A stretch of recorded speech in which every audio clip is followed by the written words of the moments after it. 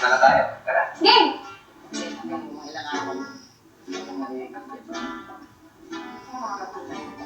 Tatlong buwan.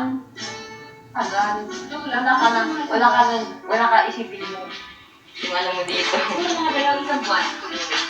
Isipin mo dito. Kung mangyari niya isang buwan, dapat matagal ka ng artista. Mahirap kasi baka pag balik mo dito, wala ka ng chance. Baka mawala. Yung alin. Yung 10 minutes Yan na muna. mabibigay sa akin. Yan muna. Mo naman. Ayaw kayo. Isipin mo, may pag-asa ka ng pakeminis na ganyan, tapos masunan mo yung Japan. Kasayanin mo pa. Pero kung pero kailangan ko sa Kasi siguro gusto- kahit 1 linggo, mga 2 linggo. Oo, mga ganyan. Pwede pa siguro. Kasi gusto ko sumama. Ha? Gusto ko sumama. Gusto mo sana? Oo. Tara, sama ka. Pero gusto ko mabilis lang. Huwag yung sobrang tagal kasi baka pagbalik natin dito, wala tayong Keminis. Oo naman, siyempre, mas tayang yung 5 minutes.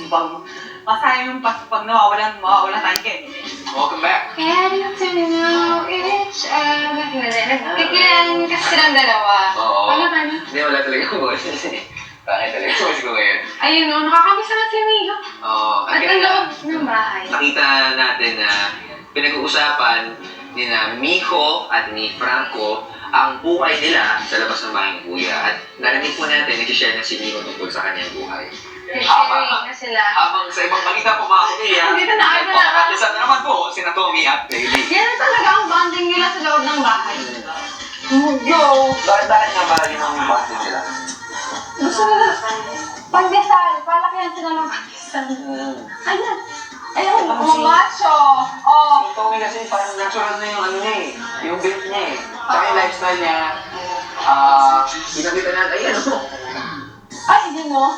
After ganyan ba ginagawa mo, Robby? May certain na ano kasi, may certain na, or mostly of the girls nowadays, ang tipo ng lalaki, mga ganyan eh, yung type, yung build ng katawan, yung mga slim pero lean na katawan. Yung buko, hindi Fierce. Oo. Yung parang, yung ibagtatanggol ka sa hatong mo. Uy, pero sa mga lalaki dyan ha, pag pumunta kayo ng gym, ito tip ko lang ha, pag sabihin sa trainer nyo na mag-workout kayo, huwag nyo sasabihin toning and shaping. Ano? Sasampalin kayo ng trainer nyo kasi pang ano yun eh, hindi pang guys yun eh. Ang saya! Ha? Pang ano yan eh, isi-shape mo lang. Ano dapat, wait, ano dapat na sabihin?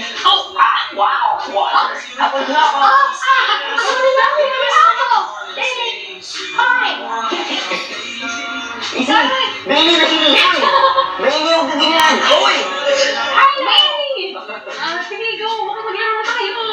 Tapos lagyan mo ng scoring yan, no? Tignan mo, na medyo, ayan, no? Lagyan mo ng scoring ng ano, ganyan. Ayun, no? Hintayin natin yung chorus. Habang hintayin natin yung chorus. Medyo. Ayan na. Ayan na! Ay, naku! Sorry! Bilis, bilis! Ayan na! Tapos yan! Ayun, yun yan! Ayun! Aray!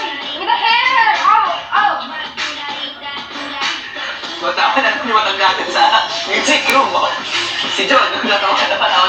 Pero ito naman ang ikatatawa nyo, kaya mamaya sa BB737, panoorin natin. Yung gabi. Osmart Stigit. Ito ay malinaw na paglabag sa patakaran dahil dito ikaw ang hindi na magpapatuloy sa susunod na challenge. At ano pa ang mga haharapin hamon ng ating housemates para sa Big Jump to the Big Four. Ang bawat isa sa inyo ay dadaan sa isang race na nasa kabilang side ng pinto. Dahan-dahan. Ayan, baksak ng bakso. Ouch! Oh my God! BB77